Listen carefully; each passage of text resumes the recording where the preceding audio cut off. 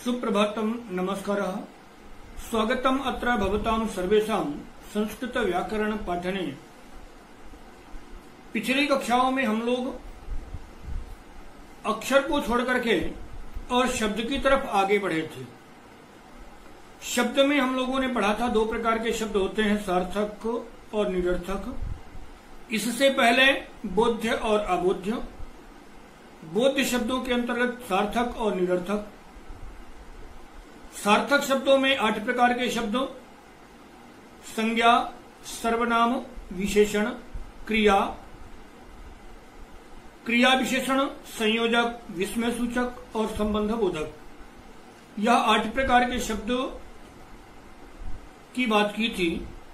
अब यदि हम शब्दों के अंदर प्रवेश करते हैं तो जैसे ही हमारे सामने संज्ञा शब्दों का उच्चारण होता है, जैसे राम, सीता, युवक, गाय,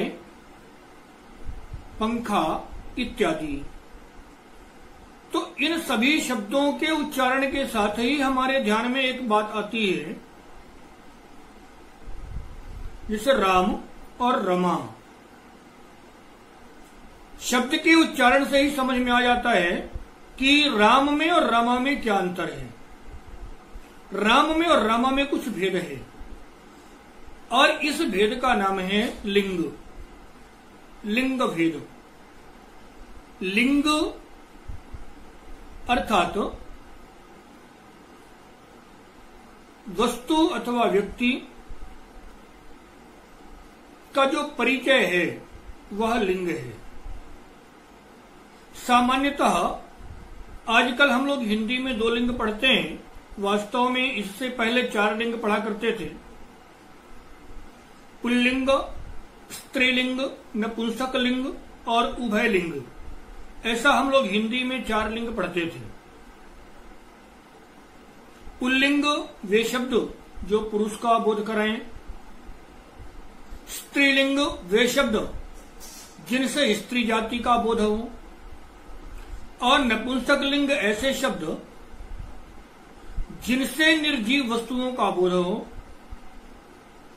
उभय लिंग जो पद वाले शब्द होते थे, जैसे राष्ट्रपति, प्रधानमंत्री, प्राचार्य, कलेक्टर। तो इस प्रकार के जितने शब्द होते हैं, आजकल हम लोग क्या करते हैं, पुल्लिंग और स्त्रीलिंग 2 लिंगों पर हमने हिंदी को छोड़ दिया है और इससे बहुत सारे समस्याएं पैदा हुई। पहली बात तो यह कि शब्द को देख करके हम उसका निर्णय नहीं करने में असमर्थ हो जाते हैं कि यह शब्द पुल्लिंग का है कि स्त्रीलिंग का है। कहा पुस्तक फट गई, मतलब पुस्तक शब्द को देख करके हम नहीं कह सकते, पुस्तक के साथ में हमें कोई क्रिया जोड़नी पड़ती है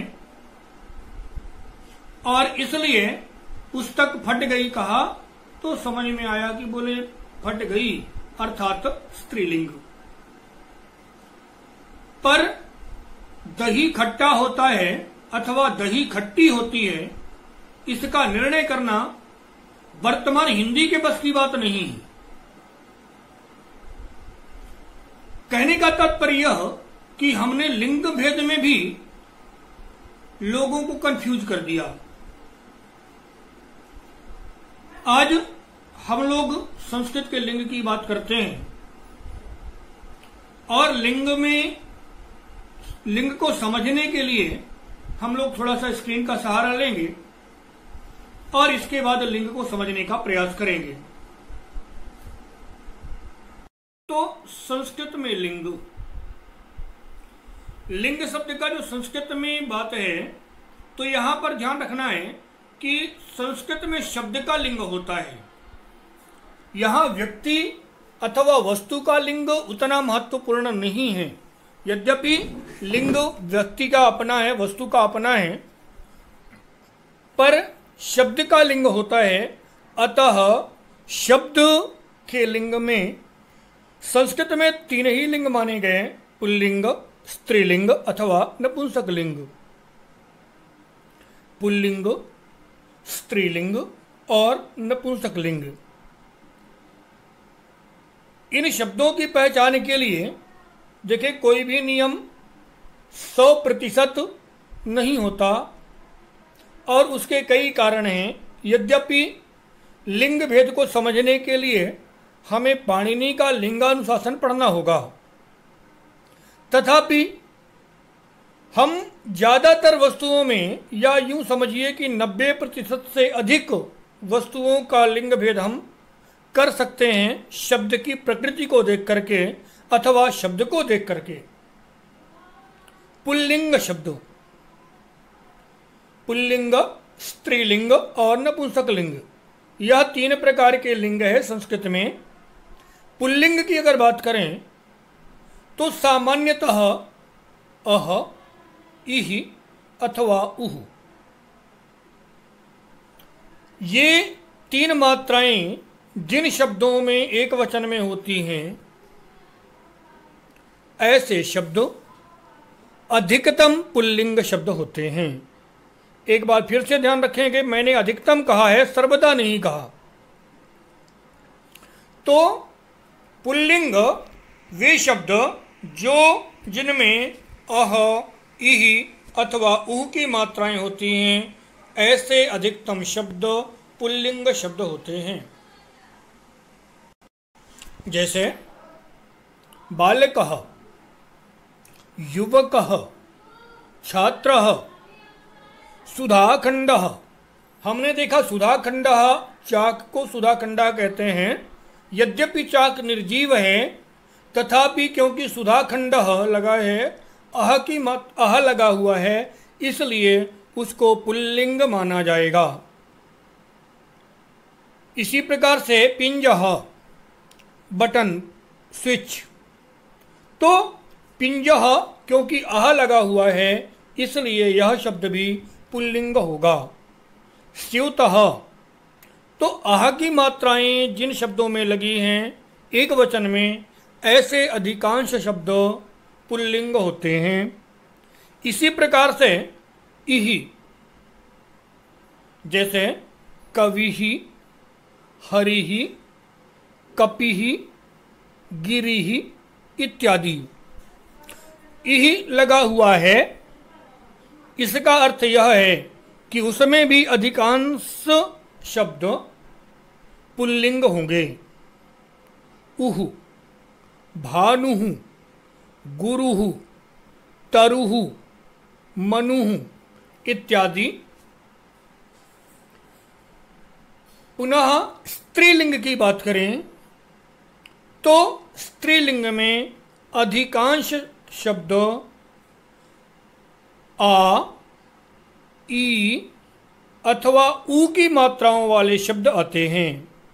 अर्थात आ की मात्रा से अंत जिन शब्दों का होता है, गायिका, बालिका, अध्यापिका, शिक्षिका, महिला, वाटिका, नाटिका, कपाटिका, पुस्तिका इत्यादि।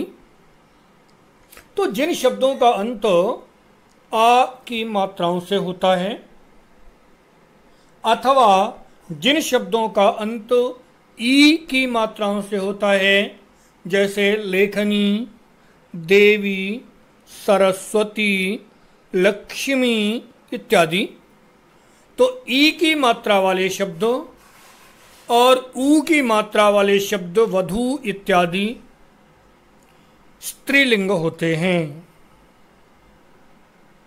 पुनः नपुंसक लिंग की बात करें तो नपुंसक लिंग में अधिकांश शब्द हलंत मा आ जाता है, जैसे व्यजनम, पुष्पम, पुस्तकम, वाहनम इत्यादि। यहाँ ध्यान इस बात का रखना है कि माँ के साथ हलंत लगा हुआ है। राम हम लोग ऐसा उच्चारण करते हैं, वास्तव में शुद्ध उच्चारण राम, होठ को बंद करके खोलना है। तो जहाँ पर होठ बंद करके खुल जाते हैं, ऐसे शब्दों को हम हलंत शब्द नहीं मानते। यानी कि राम शब्द माँ से अंत है किंतु हलंत नहीं है, इसलिए हम उसको नपुंसक लिंग में नहीं रख सकते। एक बात विशेष है, वह यह कि जो मूल शब्द होगा, मूल शब्द जिस लिंग का होगा, जिस वचन का हो, जिस लिंग का मूल शब्द होगा, उसी लिंग का उसके सभी पर्यायवाची होंगे। अर्थात जिस लिंग का मूल शब्द उसी लिंग के उसके सभी पर्यायवाची। तो मूल शब्द जिस लिंग का होगा उसके सभी पर्यायवाची उसी लिंग के होंगे। जैसे जलम अथवा दुग्धम अथवा सूर्यः। तो सूर्यः पुल्लिंग शब्द है और सूर्य का एक पर्यायवाची है सविता। यद्यपि आ की मात्रा आती है, हम उसे स्त्रीलिंग की तरह समझते हैं, किंतु क्योंकि वह सूर्य का पर्यायवाची है और सूर्य शब्द पुल्लिंग शब्द है, अतः सविता शब्द भी पुल्लिंग शब्द होगा। तो मूल शब्द जिस लिंग का होगा उसके सभी पर्यायवाची, और इतना ही नहीं, मूल शब्द जिस लिंग का होगा उसके सभी उत्पाद उसी लिंग के माने जाएंगे। उदाहरणार्थ दुग्धम, मूल शब्द है दूध, दुग्धम। दुग्ध नपुंसक लिंग है और इसलिए दुग्ध के जितने भी उत्पाद होंगे वह सभी उत्पाद भी उसी लिंग के अर्थात नपुंसक लिंग के माने जाएंगे। यथा तक्रम मट्ठा, घृतम घी, पायसम खीर।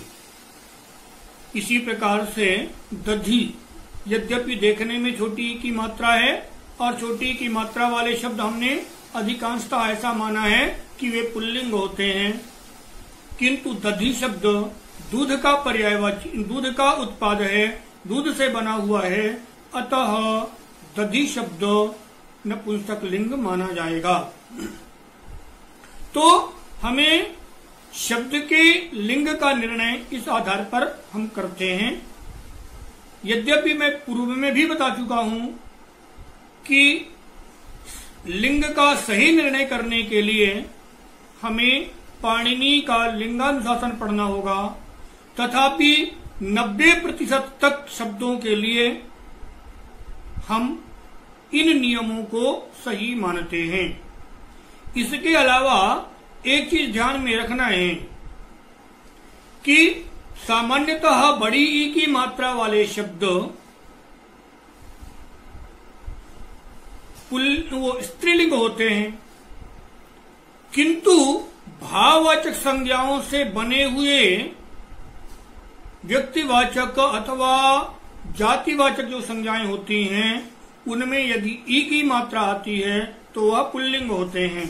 जैसे धन शब्द है, धन से धनी, ज्ञान ज्ञानी, तो ज्ञानी मानी। ऐसे शब्द यद्यपि एक ही मात्रा आ रही है तथापि यह शब्द पुल्लिंग होते हैं। अतः मैं एक बार फिर से कहूंगा, पाणिनि का लिंगानुशासन पढ़ना अत्यंत आवश्यक है, तथापि हम ऐसे शब्दों को समझ करके प्रथम स्थिति में या हम भाषा प्रवेश की दृष्टि में जब आते हैं, संस्कृत में हमको शुरू में प्रवेश करना है, तो हमको अधिकांश शब्द इस निर्णय पर हम कर सकते हैं। दीर्घ आ, दीर्घ ई, दीर्घ ऊ वाले शब्द अधिकांशतः स्त्रीलिंग होंगे। ह्रस्व आ, ह्रस्व ई, ह्रस्व ऊ की मात्राओं से अंत होने वाले अधिकांशतः शब्द नपुंसक लिंग होंगे। मां से अंत होने वाले अधिकांशतः शब्द नपुंसक लिंग होंगे। अब हम आगे अगली कक्षा में पुरुष की तरफ बढ़ेंगे। तब तक के लिए धन्यवाद। सादरम नमो नमः।